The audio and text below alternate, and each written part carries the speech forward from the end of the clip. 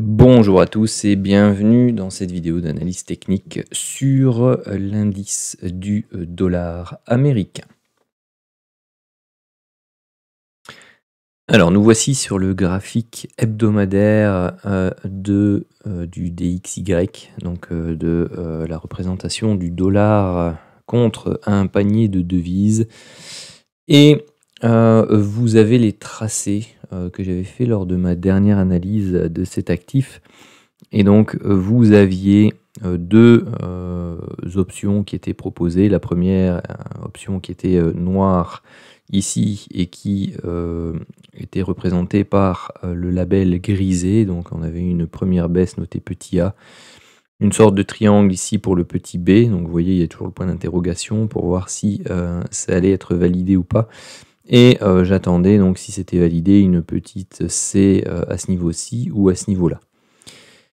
La deuxième option que je décrivais dans la vidéo à l'époque, c'était le scénario rouge qui était ici, et donc qu'à ce niveau-là, donc on avait fait ici non pas un triangle, d'ailleurs comme le scénario grisé ne s'est pas validé et que c'est le scénario rouge qui s'est validé, je vais enlever tout ça pour que ce soit plus clair, et donc ceci du coup, il est où? Il est là, je vais le mettre en rouge, voilà.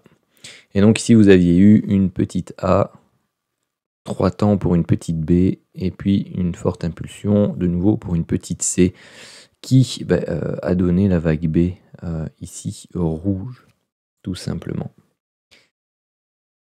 Donc bon, je ne l'avais pas forcément anticipé aussi raide, donc vous voyez, pour ça j'étais parti là, mais j'avais anticipé son arrêt entre les 50 et 61,8% de retracement de l'amplitude ici de la vague A. Donc on est venu titiller et dépasser un peu les 61,8 ici, et donc bon voilà, on a fait le job, et derrière on repart de manière relativement abrupte ici, et donc on atteint déjà quasi les niveaux que j'avais envisagés à l'époque pour la vague C. Bon ici, si on doit toucher la deuxième borne basse, c'est un peu plus bas.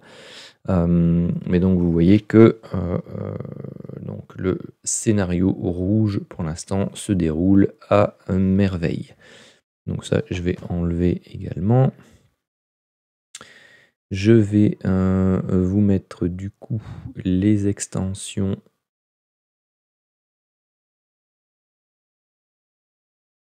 pour la vague C, et vous voyez que les 100% d'extension se trouvent ici sur le niveau pivot horizontal qui avait été repéré à l'époque, donc au niveau des 9460 ici. Et donc vous avez la possibilité que la baisse vienne ici, se stabilise un peu là-dedans, vienne rechercher appui là, avant de repartir pour un cycle haussier. Allons voir un peu ce qui se passe sur le journalier pour voir un peu quelle tête a cette vague C. Hop.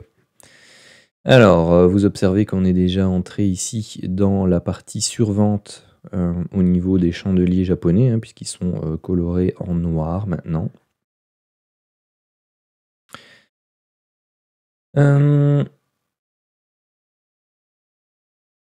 Hop là. Bon, je vais travailler un peu le label et puis je reprends la vidéo.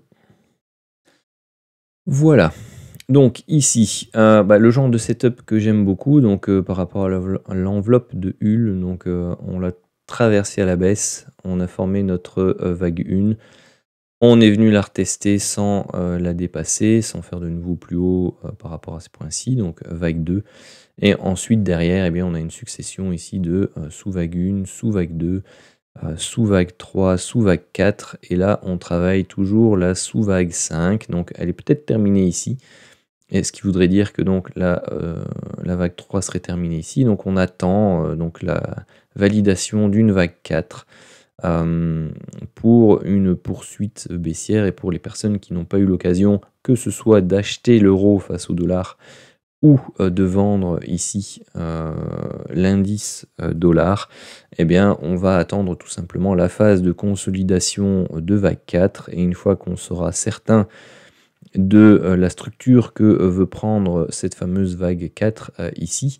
Éventuellement, on va attendre aussi le retour de l'enveloppe ici de Hull pour que, eh bien, tout simplement, la vague 4 vienne prendre appui dessus ici avant de repartir à la baisse et aller rechercher le fameux niveau support ici des 9500 qui constituent donc les 100% d'extension de la vague de cycle de long terme que l'on a vu tout à l'heure. Donc voilà un peu moi ce que je vais attendre au niveau de cet actif.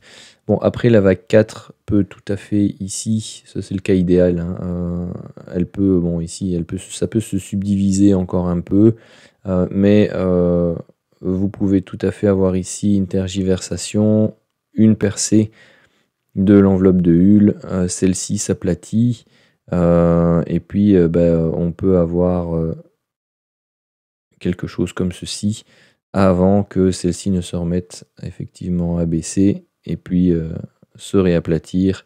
Vous avez les setups de divergence qui apparaîtront ici.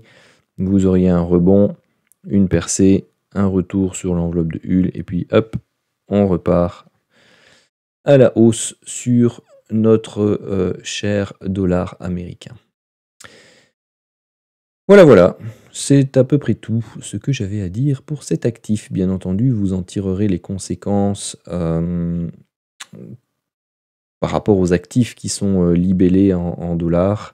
Je pense notamment à l'or, je pense notamment au pétrole et puis aux diverses devises